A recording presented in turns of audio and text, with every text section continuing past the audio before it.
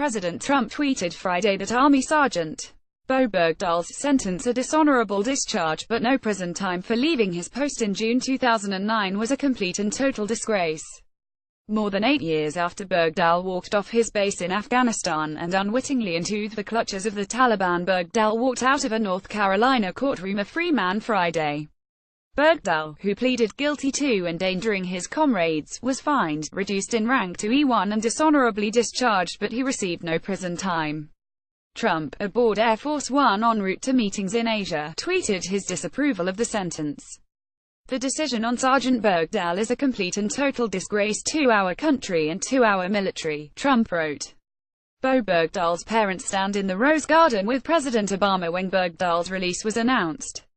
As part of the sentence, Bergdahl will forfeit his pay of $1,000 per month for 10 months. Bergdahl was shaking and appeared emotional as the verdict was quickly read. Bergdahl's defense lawyer has told reporters after sentencing that his client has looked forward to today for a long time. Eugene Fidel added, "Sergeant Bergdahl is grateful to everyone who searched for him in 2009, especially those who heroically sustained injuries." Bo Bergdahl, left, was held by militants for 5 years.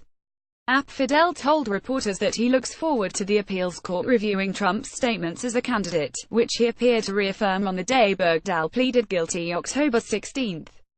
Addressing reporters before Trump tweeted about the sentence, Fidel said Trump had already caused one of the most preposterous legal situations in American history. He said he looks forward to the appeal, adding, "We think there's an extremely strong basis for dismissal of the case." Prosecutors had requested a 14-year prison term following a week of emotional testimony from the survivors who were wounded during missions to find Bergdahl after he left the base in June 2009. Bergdahl's defense team had asked for no prison time. Master Sergeant Mark Allen suffered a head injury in July 2009 while looking for Bergdahl. The injury left him unable to speak or walk. Bergdahl faced up to life in prison for desertion and misbehavior before the enemy. Captain Nina Banks, a defense attorney, said it would be justice to rescue Bergdahl from the Taliban only to place him in a cell now. "Sergeant Bergdahl has been punished enough," Banks added. Sergeant Bergdahl paid a bitter price for the choices that he made. During the multi-day sentencing hearing, Bergdahl himself testified that he was sorry for the wounds suffered by searchers. He also described brutal beatings by his captors, illness brought on by squalid conditions and maddening periods of isolation, most of it in a cramped cage. Bergdahl pleaded guilty on October 16.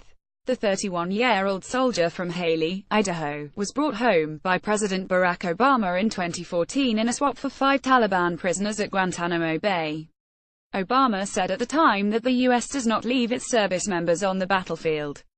Republicans roundly criticized Obama, and Trump went further while campaigning for president, repeatedly calling Bergdahl a traitor who deserved death.